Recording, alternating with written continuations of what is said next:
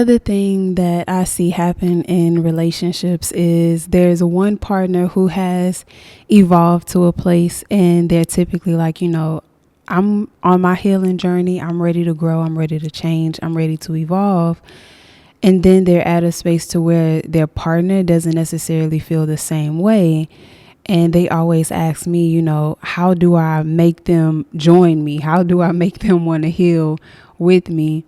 And so I first tell my clients that, one, I'm not invested in making sure your relationship stays together, because we have to remember that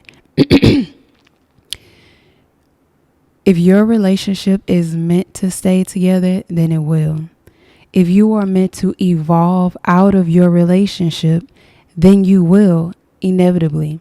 And what tends to happen when a person stays in a relationship longer than their soul has intended, the relationship becomes very difficult. Now, every relationship is going to have its ups and downs. It's going to have its difficult moments. But when a relationship is constantly difficult, when you aren't able to meet a middle ground, when it becomes toxic, when it becomes unhealthy, when it's not conducive to your soul's purpose, your evolution, your healing, or your growth, you are in a space to where your soul is attempting to teach you a lesson.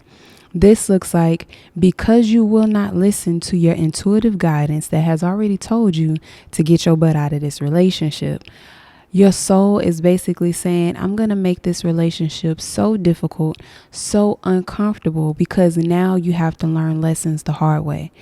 And I always say you can learn your lessons one or two ways. You can choose to continue to learn your lessons through pain, or you can choose to learn your lessons through love.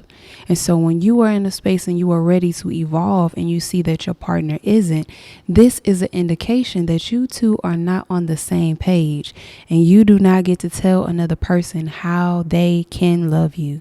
You get to see how they have the capacity to show love, and then you decide if that works for you or not.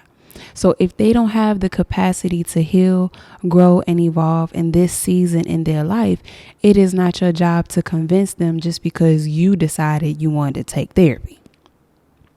It's not fair for you to rush them in their process because you are doing other things in your process. And please remember, when it comes to the healing process, that there is no higher or lower. There is no hierarchy.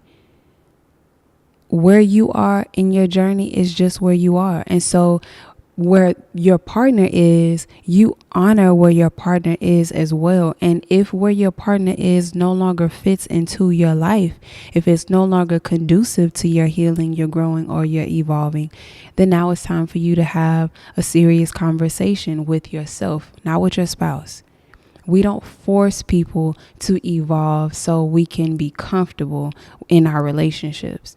If they are not ready, if they don't have the capacity, we now have to decide if we have the capacity to stay in the relationship. And if you do, if you are someone who has the capacity to wait and see if your partner will possibly grow, then okay.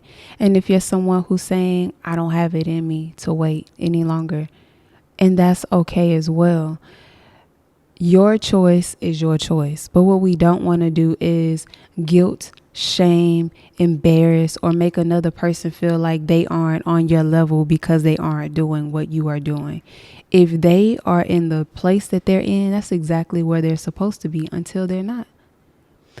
And having personal time to yourself, even giving your spouse personal time to their self, it gives everybody involved the opportunity to really hear their spirit, to really tap into their intuitive compass, to have a clear indication of where are they supposed to go next. That requires intentional stillness, intentional silence, and intentional solitude. That doesn't include going on dates, being so lovey-dovey in love. Take a day, take hours, take a week by yourself and continue to do this so you can nurture the muscle of hearing what you are guided to do inside and what you are guided to be inside, the person you're guided to be. There's so many people who get in relationships, they forget what they love to do.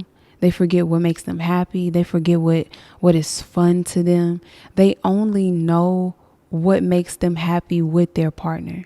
They only know what is fun to do with their partner.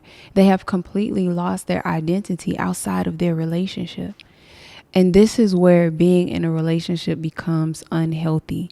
At any given time, even if your relationship ends, if your marriage ends, yes, it will hurt.